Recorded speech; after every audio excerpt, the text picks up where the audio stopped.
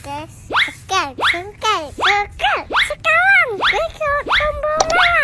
Ya. Ya.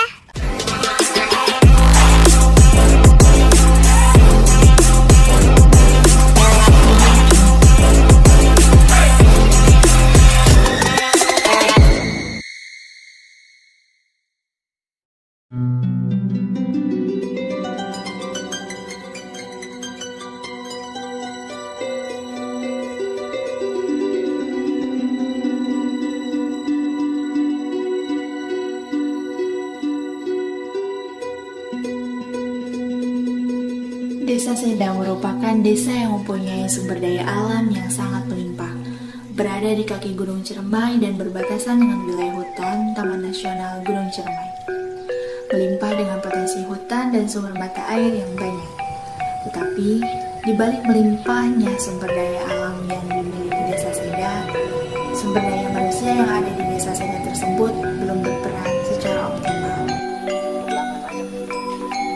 Dari sana lagi foto. Nengnya di sini nih. Siapa namanya tuh? Mati.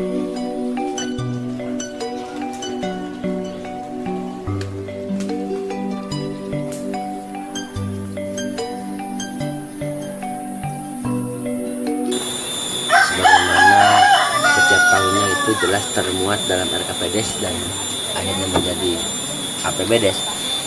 Insya Allah mudah-mudahan kami sinergi dengan arah RPJMD Kabupaten Kuningan dan notabene kami dalam arah pembangunannya atau dalam kebijakan pembangunannya insya Allah selalu memperhatikan aspek lingkungan karena desa kami adalah desa atau kawasan konservasi.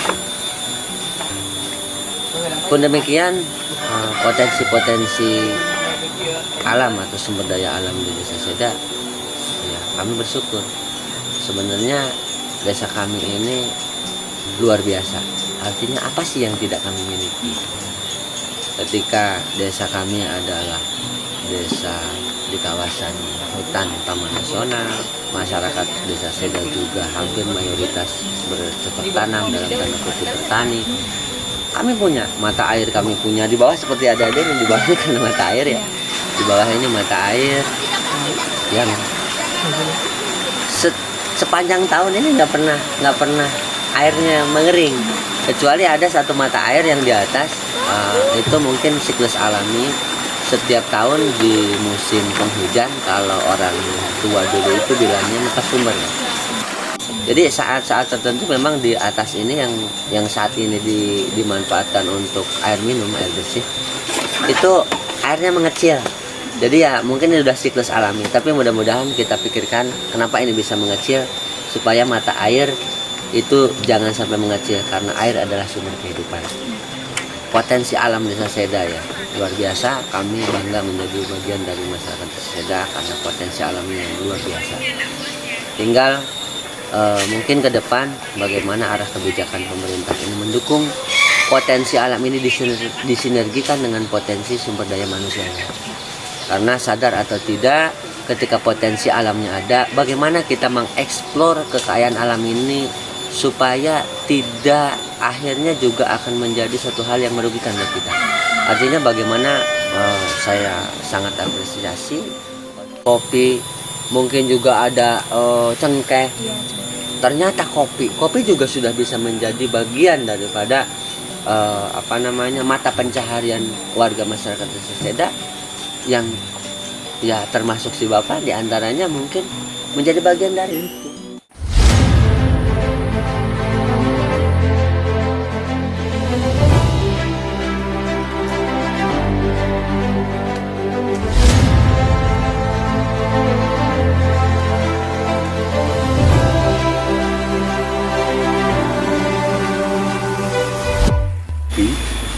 Sebetulnya kita lihat dari jenis kopi. Sebetulnya kopi itu yang familiar ada 3 jenis, yaitu Robusta, Arabica, dan Leverica. Idealnya ditanam di tanah seperti apa?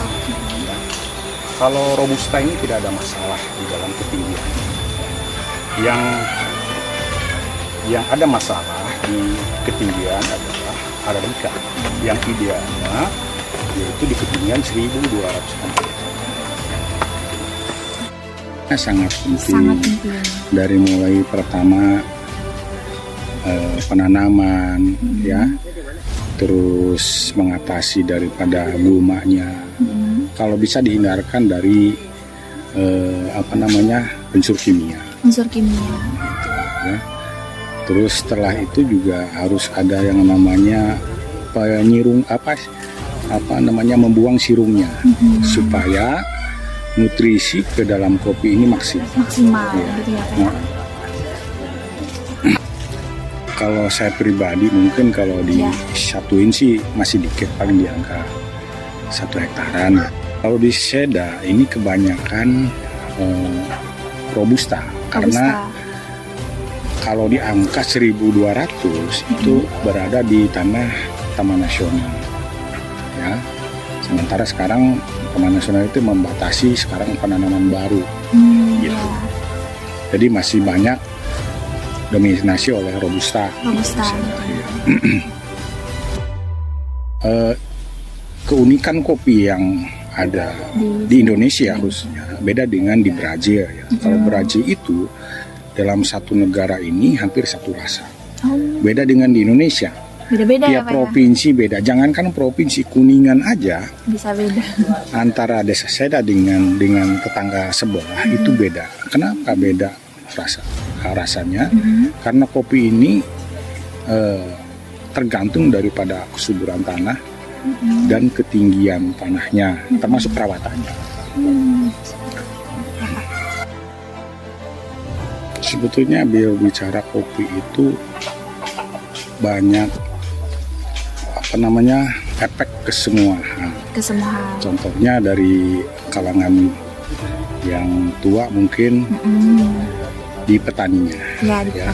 Yang kalangan muda ini yaitu dia biasanya akan cenderung kepada roasternya, roasting, pengolahan dan baristanya, yaitu di tingkat penyeduhan. Gitu. Berarti di Desa Seda ini udah mulai merata ya Pak ya? Dengan adanya budidaya kopi ini mungkin dapat membantu taraf perekonomian di Desa Seda ini gitu. Iya. Iya. Yang Bapak rasakan seperti itu Pak? Betul, iya. Jadi menurut Bapak budidaya kopi di Desa Seda ini benar-benar harus dikembangkan lagi ya Pak ya? Oh iya, harus dikembangkan dan pastinya tingkatkan kualitas dan pemasarannya juga. Gitu ya Pak.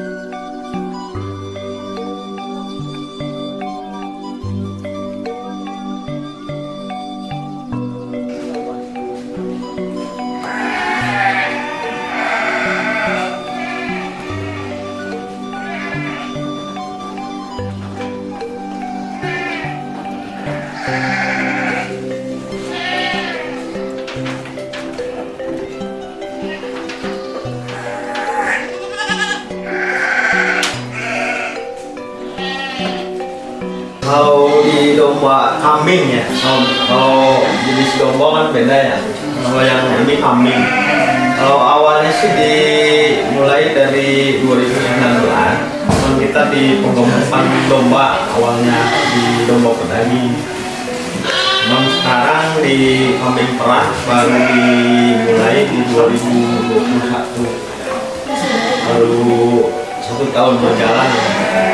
Kalau bibit kita ngambil dari wilayah Jawa Tengah, dari Jawa Baratnya, dari Bogor kita ambilnya. Terus kita yang genetik pejantannya kita ngambil peranakan dari Batu Raden. Kalau pemasaran kambing mungkin untuk wilayah 3 sih memang belum booming lah. Nah, sementara kita masuknya ke wilayah Jabodetabek untuk kambing. Kalau untuk domba, kalau domba sendiri kita masuknya, kita udah ada kerjasama beberapa yayasan pondok pesantren juga di wilayah Kuningan, di Cirebon.